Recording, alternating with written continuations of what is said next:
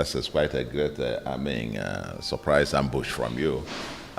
Supposed to be a private meeting and just to discuss issues about the nation, security, law and order, the economy, and so on and so forth. I just stopped by to see him, and it was quite very pleased to see the president such high spirit, hale and hearty, seeing people and so on and so forth. That was quite a pleasant meeting. It's not for me to begin to discuss details of, if I go to see the president, I come out and begin to divulge to you what we discussed or not discussed. Okay, so if we look at the cap you are wearing, to be very candid, the cap shows an endorsement of President Bola Tinubu. We could see the logo, we could see the progressive written very boldly here. Why are you so bold in endorsing a man who is not in your party? Well, these caps were produced even from the time the president visited Anambra State. And you saw all the billboards and all the stuff, proclaiming that progressives are working together. And subsequently, it's a fundamental idea that I believe very strongly, that all the political parties who profess progressivism should actually come on together in a massive coalition, to deepen the process not only of our democracy, but also of economic and social development of our country. And so for me, when I say progressives working together, it's a call for all those who call on that. And then talk about President Bola Ahmed Tinubu. I don't make any, I have no apologies about it. President Tinubu is my friend, has been my friend, 22 years now, and counting. So you don't deny a friend or begin to be quivery about who is. He is my friend. I support him. And I'm impressed by the bold steps he has taken, particularly in the areas of the economy, the structural reforms. And I have said so severally. We're taking the right steps. We only need to stay the course. Thank you very much. Sorry, this is Anambra seems to be going down, sir. What is the magic? What are you doing to bring it down further? I said the what? The magic to the what is the magic? Yes. What is the magic that you're using to bring down the spread of insecurity in your state? Well, that's what it's a short question with a long answer. If I have to tell you all the details about what we have done, but it's involved a holistic approach to the issue of security. If you realize, January this year we passed our Homeland Security Law, which is trying to deal with insecurity from the foundations. See how the deadly native doctors are on their own from the state, because these are the guys giving false hope and so on to deceiving our young ones and luring them into criminality and all of that. But very fundamentally, we're approaching it very comprehensively, what they call the kinetic and non-kinetic approaches. The kinetic is the gun and the usual, but the non-kinetic, especially with what we are dealing with the youths, the empowerment, the job creation, or have a unique program, One Youth, Two Skills, that is like no other, where we trained and empowered about 5,000 of them, and another 8,700 will be receiving some billions this month or next month. And we're creating several thousands of youth millionaires right away within the first 3 years. And this is cascading all over the state. The youths are very much involved. And we're also dealing with the issue of hardship. Beyond the massive infrastructural transformation, beyond fixing our schools, fixing our health, and so on and so forth, we're also very intentional about, economic and social empowerment of the youth, as it were. So we're doing quite a whole lot. Intelligence gathering, the kinetic, the intelligence gathering, and of course those who run foul of the law are decisively dealt with. Thank you. Governor Sulelu held Tinubu structural reform, and a lot of people have been reacting to it. It happens or on Arrive TV. Yes, this man na any person in power in supported Buhari until the very end. Yes, he did it. Whenever I see him, I see Ruben Apc, bunch of irresponsible people. Hear what a professor is talking about Nigerian failed economy and his support for Tinubu. Shameless professor. Honestly, when you are a governor, you must support the president because only in Nigeria that the president remove the elected governor and replace with military leader. So all the whole government is afraid. Yes, so yes, I saw it though. This morning, I saw a video where Bako, that is the governor of Niger State, urged the people to vote for Tinubu come 2027 election. I was like, are you see? It's now I realize that it's by force by fire for all the most of the governor to support Tinubu for second term. Without that, you're going to come down. Betrayer. This is so sad. Lies are hard to cover. The professor shivering and struggling to express himself. I thought I was the only person that noticed. I thought I was the only person. But anyway, we move. Since it is, if you don't talk about your sitting president positively, they are going to remove you. So they had to do what they can do to sustain their work and to sustain their leadership till come second term. Even you say you will do it. President Tinubu is the best president come 2039. Okay, we know they argue for year. We know they to argue for year. We they wait till it happens. Even it happens, there is no problem. It's the will of God. That is the reason it happens. Like this person said, I never thought that this man could behave this way. I am highly disappointed in him for this type of politics she is playing. I hope they vote for him out come next election.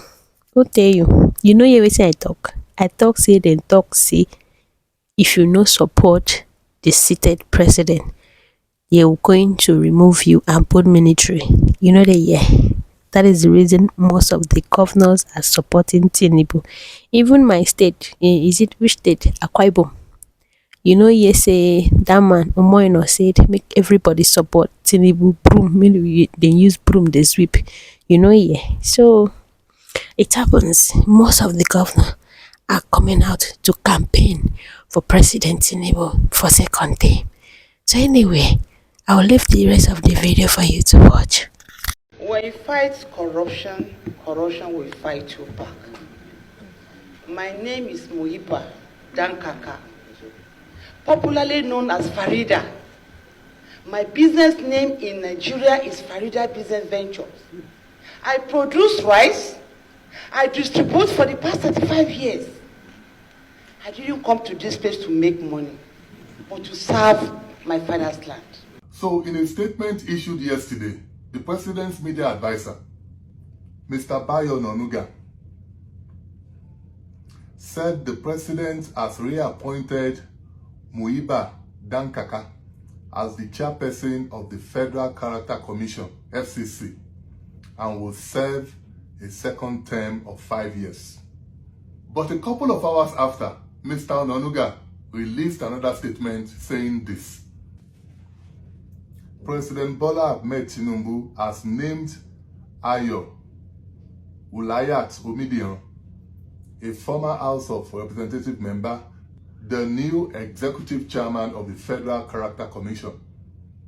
She succeeds Dr. Muiba Dankaka, whose tenure was dogged by controversy. Now, when I first saw this latest statement, the first thing that caught my attention was this phrase right here. And I was wondering and saying to myself, why is Mr. Ononuga making a very bad and embarrassing situation even worse? I mean, it's bad enough his office had released 2 contradictory statements within a space of 3 hours. But to now add this into the mix, in my opinion, is not being emotionally smart, with due respect to the veteran journalist. Because if her tenure as chairman suggests this, then why reappoint her? Because it's almost as if the president is acting as though they are just being told about this so-called dogged controversy. Truth is, those controversies are not new, and I'm sure the president or those around him knew about some of them.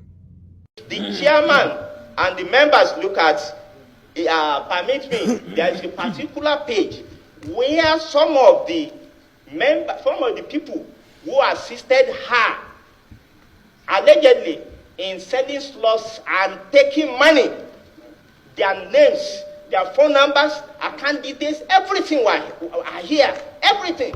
Because as a commission, we have the responsibility not only to ensure fairness, but to deal with situations like this. But the chairman of the commission is fingered in this particular matter. Is directly fingered, and she has not come out openly to say, no. There is one of them, which is Abdulhakim Sanjo Shitu. DSS detained this guy for 35 days in Akure DSS office. Most of these people, the elder sister of Dan Kaka was fingered. Alaja Kudi, her phone number is here. Her candidates. There's another person, Mufta Okolawole Shitu, is also fingered. So now, it was on this premise that we felt the purpose for which we are fighting for justice, we are not going to back down. Now, the next document, with utmost respect, sir, the chairman of the commission made a reference to the effect that they have not done any recruitment. It is a lie. It is not correct. It is false.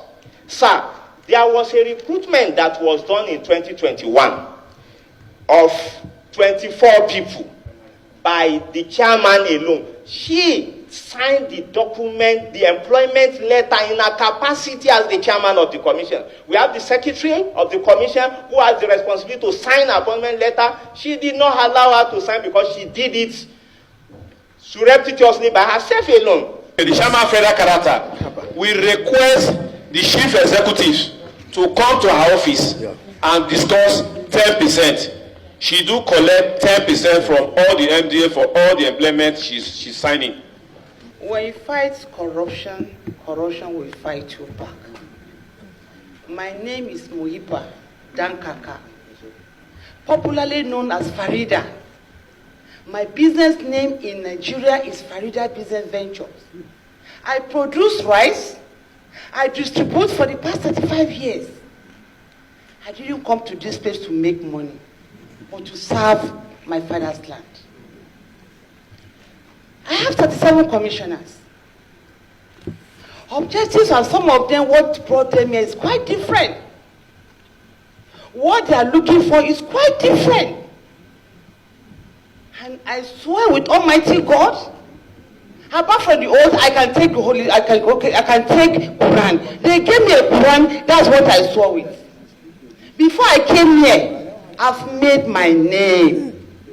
I've made my money.